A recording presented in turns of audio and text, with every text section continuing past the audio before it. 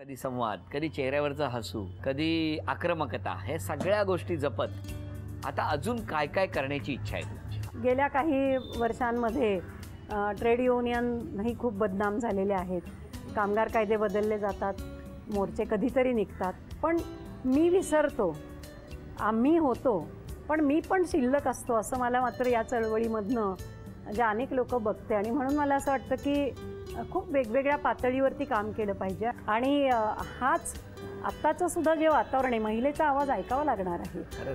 आणि म्हणून मी बलात्कारावरती जे पुस्तक लिहिलं ते मला असं वाटतं की बऱ्याच गोष्टींचे अभ्यास केले पाहिजेत.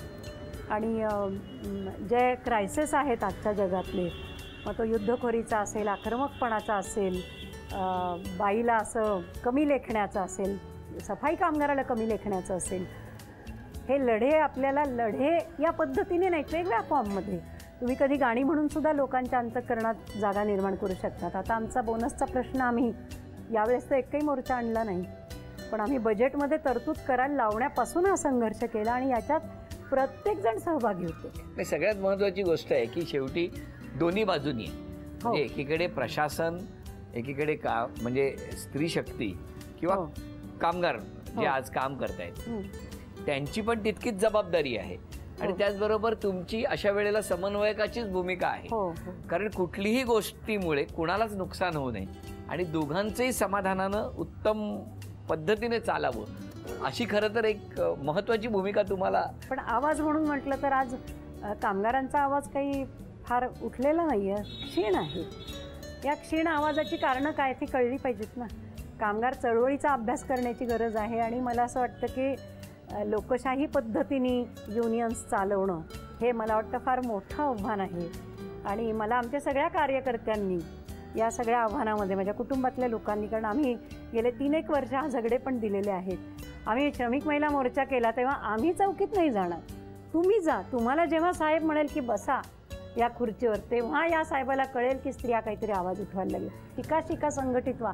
आज काय संघर्ष आहे, किती तास घाणीत काम करणार, हा हिशोब तुम्ही करायला शिका आणि मग सांगा की हो आम्हाला पण कॉम्प्युटर कळला पाहिजे.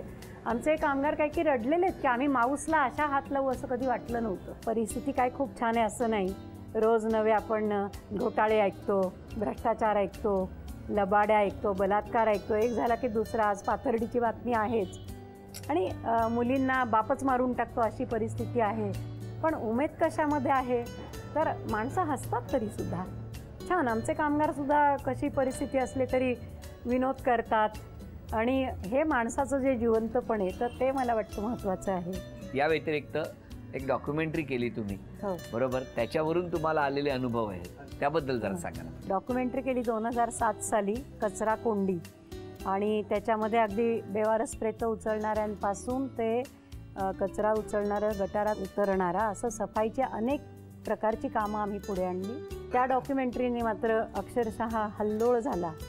2007 साली ती रिलीज झाल्यानंतर 2008 साली केंद्रातनं चीफ सेक्रेटरी अरविंद प्रसाद पुण्यामध्ये आले आणि एक GR निघाला. इथे बरेच म्हणजे आता तुमचं कुटुंब काही छोटं राहिलेलं नाही, हे खूप असं विस्तारित खूप मोठं कुटुंब झालेलं आहे. आता मला जरा मुक्तांगण विषयी जाणून घ्यायचं आहे. मुक्तांगण संकल्पना काय आहे? मुक्तांगणची स्थापना माझ्या आईबाबांनी म्हणजे डॉक्टर अनिल अवचट आणि अनिता अवचट या दोघांनी केली.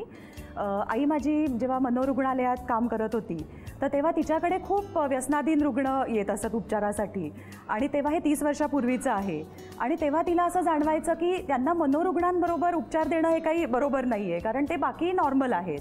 पण तेव्हा अशी पुण्यात कुठलीच सोय नव्हती, म्हणजे महाराष्ट्रातच असं केंद्र तेव्हा नव्हतं. म्हणून ती त्यांना मनोरुग्णालयामध्येच दाखल करून घ्यायची. पण तितक्यात असं झालं, साधारण 1985 मध्ये तिच्या एका जवळच्या मैत्रिणीचा मुलगा, त्याला गर्दचं व्यसन लागलं. आणि तेव्हा हे खूप नवीन असं व्यसन आपल्याकडे महाराष्ट्रात आलेलं होतं. आणि ती मैत्रीण घरी घेऊन आली आमच्या. मग आईबाबांनी त्याला घरीच उपचार दिले. आणि त्याच्याशी बोलताना असं लक्षात आलं आईबाबांच्या की हा फक्त एक वैयक्तिक प्रॉब्लेम नाही आहे, तर हा एक खूप मोठा आता सामाजिक प्रश्न बनायला लागलेला आहे. आणि मग माझे बाबा मुंबईला गेले की जिकडे डॉक्टर आनंद नाडकर्णी या विषयावर काम करत होते. आणि मग खूप रुग्णांच्या मुलाखती घेतल्या. त्याच्यावरती एक तेव्हाच्या वृत्तपत्रात बाबांनी लेखमाला लिहिली. आणि नंतर त्याचं गर्द म्हणून पुस्तक पण प्रकाशित झालं. जेव्हा पु ल देशपांडे आणि सुनीताबाईंनी हे पुस्तक वाचलं तेव्हा ते खूप अस्वस्थ झाले. आणि त्यांनी आईबाबांना बोलवून घेतलं की काय आपल्याला करता येईल, जर का आम्ही काही आर्थिक मदत दिली तर. तर मग आई म्हणाली की ठीक आहे, आपण व्यसनमुक्ती केंद्रच सुरू करू. ती खूप अशी एक धाडसी व्यक्ती होती. तर त्यामुळे मग पुलंनी दिलेल्या आर्थिक मदतीतून मुक्तांगणची स्थापना झाली. आणि हे जे नाव आहे मुक्तांगण ते पण पुलंनी दिलं. खूप लोकांना वाटतं की मी मुक्ता म्हणून मुक्तांगण, पण ते तसं नाही आहे की पुलंनी हे नाव दिलं. तर अशा रीतीने म्हणजे 30 वर्षापूर्वी हे केंद्र सुरू झालं. की इकडे वेगवेगळ्या वयोगटातली मंडळी येतात, वेगवेगळे अनुभव असतील, सांगा ना. खूप वेगवेगळे अनुभव असतात. म्हणजे जेव्हा ते ॲडमिट व्हायला येतात तर तेव्हा अशी अतिशय परिस्थिती खराब झालेली असते. कधी पोलिसांनी आणलेलं असतं, कधी घरच्यांनी फसवून आणलेलं असतं, तब्येत अगदी त्यांची खराब झालेली असते आणि मग कधी तर ते ॲडमिट व्हायला पण तयार नसतात, खूप त्रास देतात. पण आमची जी सगळी टीम आहे, म्हणजे आमची टीम आहे ती जास्तीत जास्त व्यसनमुक्त लोकच आमच्या टीममध्ये आता काम करत आहेत. आणि मग हे सगळेजण त्याला खूप चांगल्या प्रकारे समजावतात, त्याची काळजी घेतात. मग हळूहळू तो त्याच्या प्रॉब्लेममधनं, शारीरिक प्रॉब्लेममधनं बाहेर येतो आणि मग त्याच्यात इतका बदल होतो की मग त्याच्याकडे बघताना असं वाटतं की एक मिरॅकल घडले, एक जादू त्याच्यामध्ये घडलेली आहे. इतके चांगले अनुभव असे आणि 30 दिवसामध्ये हा इतका चांगला बदल आम्हाला बघायला मिळतो. रिझल्ट याच्यात मिळतो 30 दिवसांमध्ये साधारण आम्हाला असं दिसतं की 70% लोक पहिल्या ॲडमिशनमध्ये पूर्णपणे व्यसनमुक्त होतात. आणि हा आपण जागतिक पातळीवरती जर का व्यसनमुक्तीचं हे प्रमाण बघितलं तर हे खूपच जास्ती आहे. परदेशामध्ये खूप कमी लोक व्यसनमुक्त होतात अशा प्रकारच्या उपचारानंतर, कारण त्यांच्याकडे आपल्यासारखा फॅमिली सपोर्ट नसतो. आपल्याकडे म्हणजे तो किती मारत असेल, घरच्यांना त्रास देत असेल, तरीसुद्धा ते त्याला मदत करायला कायम तयार असतात. त्यामुळे आपल्याकडे एकूणच भारतात व्यसनमुक्त राहण्याचं प्रमाण खूप चांगलं आपल्याला दिसून येतं. पण हा जो असतो म्हणजे फक्त पुरुषांच्याच बाबतीत असतं की स्त्रियांच्या बाबतीत पण असतं? म्हणजे स्त्रियांमध्येही आता व्यसनाधीनता वाढायला लागलेली आहे. म्हणजे केंद्र जेव्हा सुरू झालं तेव्हा ते पुरुषांसाठीच होतं आणि मग साधारण एक 10-12 वर्षापूर्वी असं व्हायला लागलं की काही स्त्रिया आमच्याकडे यायला लागल्या की ज्यांना दारूचं किंवा इतर कुठलं व्यसन आहे. आणि मग त्याही म्हणायला लागल्या की नाही, आम्हाला सुद्धा उपचारांची तुम्ही सोय करा. म्हणून आम्ही 2009 साली निशिगंध या नावाने एक स्त्रियांसाठी वेगळं व्यसनमुक्ती केंद्र सुरू केलं आणि ते 15 स्त्रिया साधारणपणे तिथे राहत असतात. 1 महिन्याची त्यांच्यासाठी ट्रीटमेंट तिथे दिली जाते. Very good. या सगळ्या गप्पा सुरू असताना आता यांच्याकडे जरा माईक देऊया, त्यांना बोलतं करूया, त्यांचं काय म्हणणं आहे. मी नीता यनपुरे. बोला. माझ्याही घरामध्ये व्यसन होतं, पण आता नाही, 12 वर्ष झाले दारू सोडली आहे. मुक्तांगणमध्ये ॲडमिट होते. आज खरं तर मुक्तांगणमुळे माझा संसार झाला आहे. त्यांच्यामुळं माझी मुलंही शिकलीत, माझी मुलंही लाईनीला लागलीत आणि मी पण आज छान हसून खेळून मुक्तांगणमध्ये एक आनंदात काम करते. मला त्याचं खूप समाधान वाटतंय. छान छान छान. अजून कोणी बोलणार आहे? आम्ही औरंगाबादहून आलेलो आहे, सयाजी मस्के.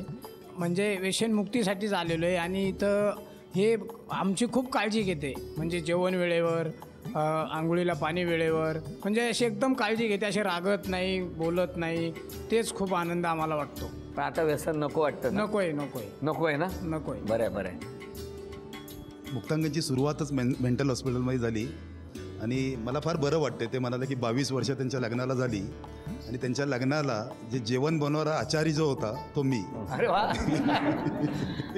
दत्ता श्रीखंडे आत्ता जे बोलले, आमचा दत्ता सगळ्यांचा लाडका, तर दत्ताची साधारण 25 वर्षापूर्वी इथे ॲडमिशन झाली आणि ती ॲडमिशन पोलिसांनी केली.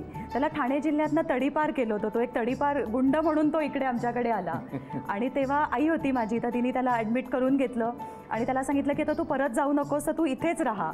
आणि म्हणून मग त्याला इथे मुक्तांगणचं तेव्हा नुकतंच किचन सुरू केलं होतं, तर त्यांनी काही कुकिंगची बॅकग्राऊंड नसताना त्यांनी स्वयंपाक शिकून घेतला. तो इथे काम करायला लागला. आला तेव्हा त्याला तो 4थी वगैरे शिकलेला होता, पण हळूहळू मग शिक्षण पूर्ण करत आता त्यांनी MA त्याचं पूर्ण झालं. अरे वा. त्यांनी गावात घडणारी गोष्ट आहे, ग्रामीण भागात घडणारी गोष्ट आहे. एक साध्या 3 मित्रांची गोष्ट आहे. खरं सांगायचं, मी एक एकांकिका लिहिली होती आणि प्रसंगोपात असं त्याचं नाव होतं. काय नाव होतं? प्रसंगोपात. ती कुठनं शोधायची हो सगळी नावं? हा म्हणजे एकांकिका स्पर्धेत परीक्षकाला आधीच टेन्शन, दडपण यायला पाहिजे. नावाचा काय अर्थ आहे?